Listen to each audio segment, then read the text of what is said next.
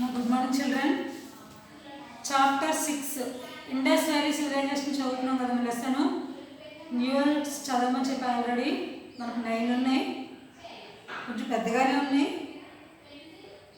మీరు వీలు బట్టి 1 or 2 చదువుతూ ఉన్నాం రోజు, కానీ 9 కంప్లీట్ చేయండి.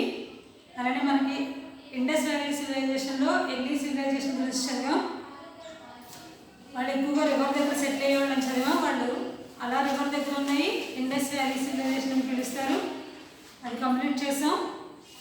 అలాగే వాళ్ళ యొక్క టౌన్ ప్లానింగ్, వాళ్ళు స్ట్రీట్స్ ఎలా డిజైన్ చేసుకున్నారు, సిటీస్ బిల్డింగ్స్ ఎలా డిజైన్ చేసుకున్నారు, అలాగే వాళ్ళు గ్రానరీస్ ఎలా కట్టుకున్నారు,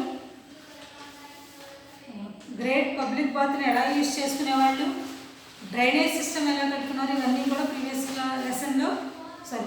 క్లాస్లో డిస్కస్ చేసాం. పేజ్ నెంబర్ 87లో ప్రాక్టీస్ జోన్ ట్రై చేయమని చెప్పానమ్మా. చేసే ఉంటారు, ఒకసారి చెక్ చేసుకోండి, నేను ఆన్సర్ చెప్తాను. Indus valley buildings has and have. దీంట్లో ఇది క్వశ్చన్కి సూటబుల్ కానీ ఆన్సరు ఉంది, దానికి మనం అండర్లైన్ చేయాలి. ఫస్ట్ వన్ ఏంటి? Great bath that was used by the general public on certain religious festivals. Particular festivals వచ్చినప్పుడు పీపుల్ పబ్లిక్ బాత్ దగ్గర స్నానాలు చేసేవాళ్ళంట. మనకు అది లెసన్లో ఉంది, అంటే అది correct. Granaries that were one of the most important buildings in the citadel. Citadel అనే సిటీలో గ్రానరీస్ అనేవి చాలా ఇంపార్టెంట్ వన్, కాబట్టి అది ఇండస్ వ్యాలీలో 1 పార్ట్, కాబట్టి అది correct answer. Citadel where people lived and worked. ఈ సిటాడెల్ అనే సిటీలో పీపుల్ నివసించి వర్క్ చేస్తూ ఉండేవాళ్ళంట. ఇది ఒక్కటే రాంగ్ ఆన్సర్, అంటే థర్డ్ వన్ ఇక్కడ మనకు రాంగ్. ఎక్కడ ఉండేవాళ్ళు? లోవర్ పార్ట్లో ఉండేవాళ్ళు. People lived and worked in the lower part. Upper part వచ్చి సిటాడెల్, లోవర్ పార్ట్ వచ్చి పీపుల్ ఉండే ప్లేస్, కాబట్టి ఇక్కడ థర్డ్ ఆన్సర్ రాంగ్. ఓకే అమ్మా, దాన్ని అండర్లైన్ చేసుకోండి. And the Indus valley drainage system had ఏమేమి కలిగి ఉన్నాయి? House drains that took out waste to the main drains. వీళ్ళ హౌస్లో నుంచి వచ్చిన వేస్ట్ అంతా కూడా మెయిన్ డ్రైన్కి కనెక్ట్ అయి ఉండేదంట. అది కరెక్టే కదా. Drains that were covered with wooden planks. వీళ్ళు డ్రైన్ బయటికి కనిపించకుండా వుడెన్ ప్లాంక్ కవర్ చేసేవాళ్ళంట. వుడెన్ ప్లాంక్ కాదు కదా, వాళ్ళు స్టోన్స్ వేసేవాళ్ళు. కాబట్టి ఇక్కడ రాంగ్ వన్ ఏంటి? Second one. Third one, a well plan drainage system. వాళ్ళు డ్రైనేజ్ సిస్టమ్ చాలా చక్కగా ప్లాన్ చేసుకున్నారు, correct.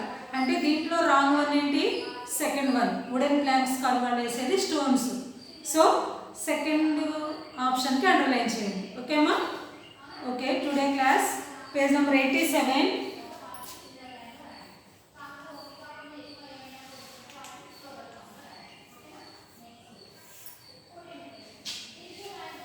People of the Indus Valley Civilization.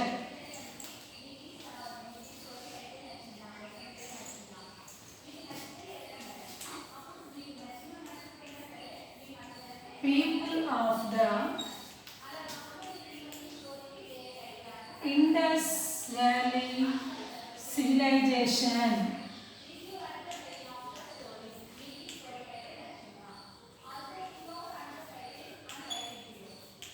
ఓకేమా? చూడండి, the Indus valley people were well organised. వాళ్ళు చాలా చక్కగా ఆలోచించి వాళ్ళు ప్రతిదీ చాలా బాగా ఆర్గనైజ్ చేసుకున్నారు. అంటే ఏంటి? ఈ పని తర్వాత ఈ పని చేయాలి, ఈ పని తర్వాత అంటే మనం ఒక ప్లాన్ చేసుకుంటాం కదా, వాళ్ళు అలా చాలా చక్కగా ఆర్గనైజ్ చేసుకున్నాడు ప్రతి ఒక్కటి కూడా. They were mainly farmers. Indus వ్యాలీలో పీపుల్ మెయిన్గా farmers who produced and consumed. వాళ్ళు ఏమేమి పంటలు పండించి యూజ్ చేసుకునేవాళ్ళు? కన్స్యూమ్డ్ అంటే యూజ్ చేసుకోవడం. ఏమేమి యూజ్ చేసుకునేవాళ్ళు అంటే wheat, barley, rice, fruits, vegetables. వీటన్నిటిని ఆ ఇండస్ వ్యాలీలో పీపుల్ యూజ్ చేస్తూ ఉండేవాళ్ళు. They also consumed. వాళ్ళు వీటితో పాటు ఇంకా ఏం యూజ్ చేసేవాళ్ళు అంట? A lot of fish. ఎందుకంటే వాళ్ళు రివర్స్ దగ్గర ఉండేవాళ్ళు కదా, అందుకని ఫిష్ ఎక్కువగా యూజ్ చేసేవాళ్ళు. Meet and milk products. మాంసం తినేవాళ్ళంట. మిల్క్ ప్రొడక్ట్స్ అంటే మిల్క్ నుంచి వచ్చే ఉత్పత్తులు అన్నీ కూడా. దాంట్లో నుంచి ఏమొస్తాయి మనకి? పాలు, పెరుగు, వెన్న అనేవి వస్తాయి కదా, అలా వాళ్ళు కూడా ఆ యూజ్ చేశారంట వాళ్ళు. Their seals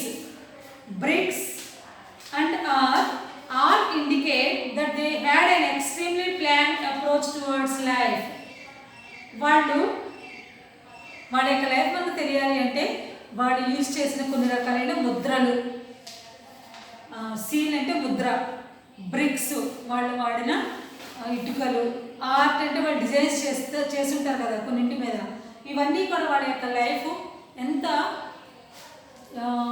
అడ్వాన్స్డ్గా వాళ్ళు డెవలప్ అయ్యారు అనేది మనకి తెలియచేస్తూ ఉంటుందంట. ఒకసారి పిక్చర్ చూడమ్మా.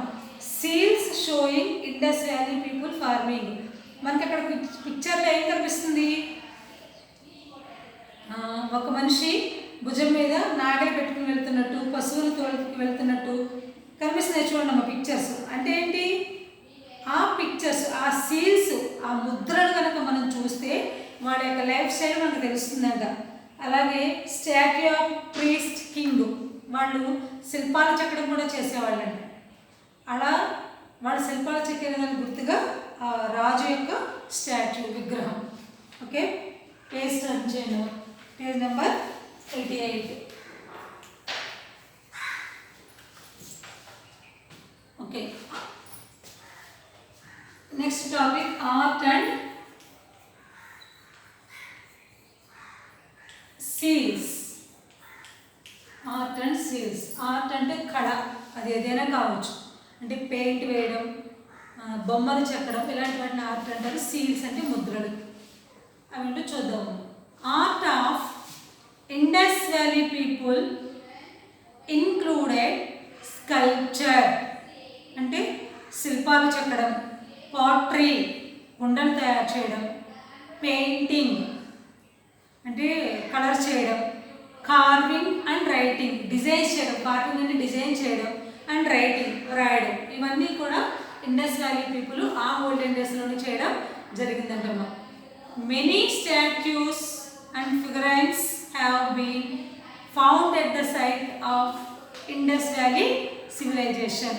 మనకి 1920లో ఆర్కియాలజిస్టులు ఒక ప్లేస్ని తవ్వుతుంటే బయటపడ్డదే ఈ ఇండస్ వ్యాలీ సివిలైజేషన్. అక్కడ దొరికిన ఆర్టిఫాక్ట్స్ ఆధారంగా వాళ్ళ లైఫ్ని మనకు తెలుస్తుంది అని చెప్పుకున్నాం కదమ్మా ప్రీవియస్ క్లాస్లో. అలా అక్కడ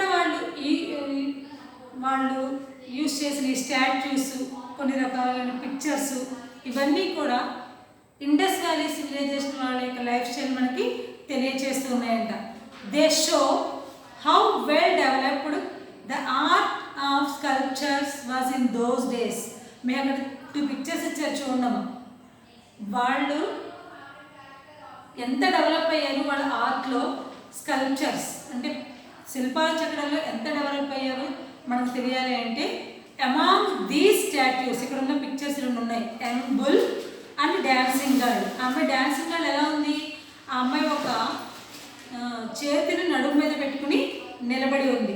with her hand on her hip are famous. అంటే డాన్సింగ్ గర్ల్ అన్ని వాళ్ళు అంత చక్కగా డిజైన్ చేయగలిగారు. అది చూస్తే ఏమవుతుంది, వాళ్ళకి ఆ రోజుల్లోనే డ్యాన్స్ అంటే ఏంటో కూడా తెలిసిన మనకు అర్థమవుతుంది. అది తెలిస్తేనే కదా వాళ్ళ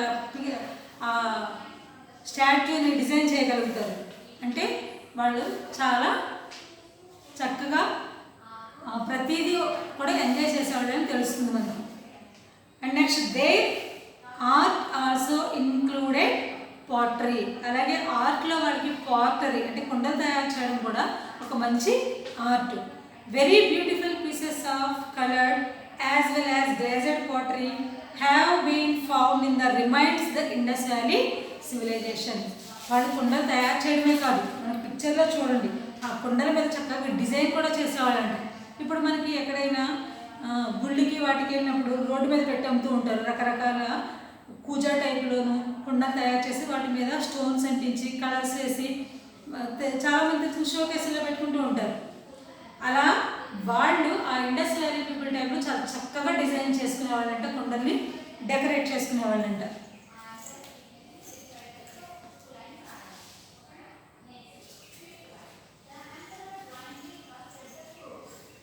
చూడండి అక్కడ పిక్చర్లో చూడండి, గ్లేజ్డ్ పాటరీ అని కనిపిస్తుంది మీకు. ఓకేనా? అండ్ నెక్స్ట్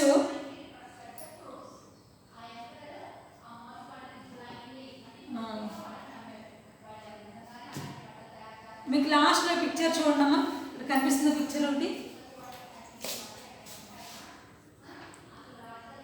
ఈ పిక్చర్ అబ్జర్వ్ చేయండి అమ్మా. ఈ పిక్చర్ అబ్జర్వ్ చేయండి.